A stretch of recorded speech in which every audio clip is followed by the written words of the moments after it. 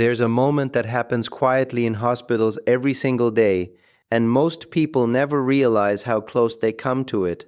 A patient is lying in a bed, calm on the outside, but inside their body something has already started to shift. The decision has been made. The paperwork is signed. The surgery is scheduled. Everyone around them believes this is the right next step, necessary, routine, even life improving. But what almost nobody explains clearly is what begins happening inside the body the moment that decision is made. Because for many older adults, the real risk doesn't start in the operating room. It starts before that, in the way the body responds to stress, to anesthesia, to inflammation, to disruption. There is a silent chain reaction that can begin hours before the first incision is even made. Blood pressure fluctuates. Stress hormones surge. The immune system shifts into a defensive state. Tiny blood vessels, especially in the brain, become more fragile under pressure. Oxygen delivery can subtly change. And here's the part most people never hear. In an aging body, even a routine surgery can trigger processes that don't fully return to normal. Not because the surgery was done incorrectly, but because the body itself no longer recovers the same way it once did. You may have seen this before. Someone goes in for what seems like a simple procedure, and afterward, something feels different. Their energy never fully returns. Their thinking feels slower. Their balance is off. Or they begin needing more medications than before, and everyone assumes, well, that's just aging. But sometimes it isn't. Sometimes it's the hidden cost of a decision that felt safe at the time. Now, this doesn't mean all surgeries are bad. In many cases, surgery is life-saving, absolutely necessary, and the best option available. But what we're going to talk about today is something very specific and very important. These are surgeries that are often recommended, often accepted quickly, but in certain cases, for older adults, may carry risks that are not fully discussed. And more importantly, we're going to uncover the hidden mechanisms inside the body that explain why. Because once you understand what's actually happening beneath the surface, you begin to see these decisions very differently. And that awareness alone can protect your health, your independence, and your future in ways most people never consider. As the body ages, it doesn't simply become weaker, it becomes more sensitive.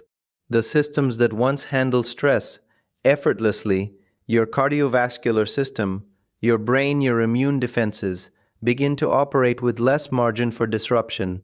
Think of it like this: in your 30s or 40s, your body is like a well-paved highway. Traffic flows smoothly, repairs happen quickly, and even if there's disruption, things return to normal fast. But by your 60s, 70s, or beyond, that same system becomes more like a network of older roads, still functional, still capable, but less forgiving when something unexpected happens. Now imagine introducing a major event into that system, like surgery. Anesthesia alone can temporarily affect brain signaling. Inflammation increases throughout the body. Blood clotting mechanisms shift. The heart and lungs work harder to maintain stability.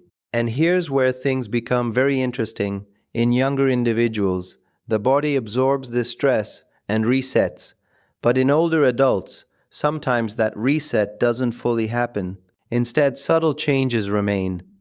And over time, those subtle changes can become the difference between independence and dependence. Let's begin with the first surgery that many people say yes to without hesitation: joint replacement, particularly knee replacement.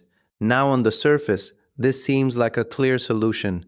Pain is limiting mobility. Walking becomes difficult. Quality of life is declining. Surgery promises relief. And in many cases, it does help. But what's often not fully explained is what happens after. The recovery process is not just about healing the joint, it's about how the entire body adapts to that trauma. Inflammation increases not just in the knee, but systemically. Muscle strength declines during recovery. Balance can be affected. And in some cases, people become less active during the healing phase than they were before surgery. And this is where many people unknowingly make a serious mistake. They assume the surgery alone will restore function. But without aggressive rehabilitation, strength rebuilding, and proper movement patterns, the body can actually become more fragile. In some older adults, this leads to increased fall risk, which ironically creates a new set of problems that didn't exist before. Now, this doesn't mean knee replacement is always wrong, but it does mean the decision should never be rushed, and the recovery plan matters just as much as the procedure itself. The second surgery is spinal surgery, especially for chronic back pain. This is one of the most misunderstood areas in medicine because what many people believe is that pain automatically means something needs to be fixed, surgically. But the spine is incredibly complex. Pain doesn't always come from structural damage. It can come from muscle imbalance, nerve sensitivity, inflammation, or even reduced movement over time. And here's what most people have never heard before. In many cases, spinal surgery does not eliminate pain the way people expect. Why? Because the brain has already adapted to the pain signals. Even after the structural issue is addressed, the nervous system may continue to interpret signals as pain. At the same time, surgery can alter the mechanics of the spine, placing stress on nearby areas. And over time, this can lead to new problems developing above or below the surgical site.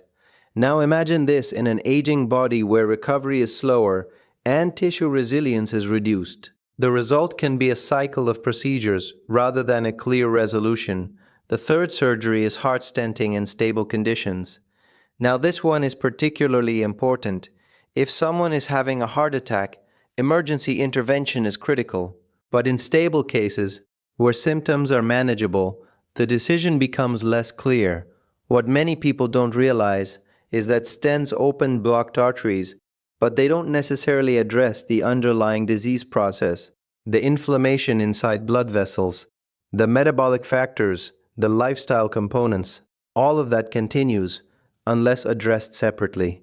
And this is where a powerful shift happens. Some studies have shown that in stable patients, lifestyle changes, nutrition, physical activity, stress management can be just as effective as procedures in preventing future events. But here's the problem. Procedures feel immediate. They feel decisive. Lifestyle change feels slower and less dramatic. So people often choose the quick solution without realizing that the long-term outcome may not be significantly different. The fourth surgery is gallbladder removal. This is extremely common, and in many cases it's necessary. But here's the hidden part. The gallbladder plays a role in fat digestion. It releases bile in a controlled way when you eat. When it's removed, bile flows continuously instead of being released in response to meals. For some people, this leads to digestive issues, changes in gut bacteria, and even nutrient absorption problems over time. Now, this doesn't happen to everyone, but in older adults where digestion is already changing, this shift can have a more noticeable impact. And finally, one of the most overlooked areas, elective surgeries that are not medically urgent. These include procedures done for mild discomfort, cosmetic reasons, or conditions that are not progressing rapidly. And this is where the biggest question should always be asked: what happens if I don't do this right now? Because sometimes the body can adapt, pain can be managed, strength can be rebuilt, function can improve without intervention. But once surgery is done, it cannot be undone. And this is where everything begins to come together. The goal is not to avoid surgery completely. The goal is to make decisions with full awareness, to understand not just the benefits but the biological cost, to ask deeper questions, to consider alternatives, to strengthen the body before any procedure and support it properly afterward.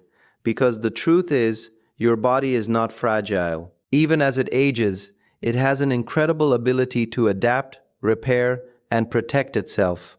But it needs the right conditions: movement, nutrition, recovery, balance, and most importantly, informed decisions. When you begin to approach your health this way, something changes. You stop reacting and start guiding. You stop rushing and start understanding. And over time, that awareness becomes one of the most powerful tools you have, not just for avoiding unnecessary risk, but for preserving something far more valuable: your independence, your clarity, and your ability to live life on your own terms for as long as possible.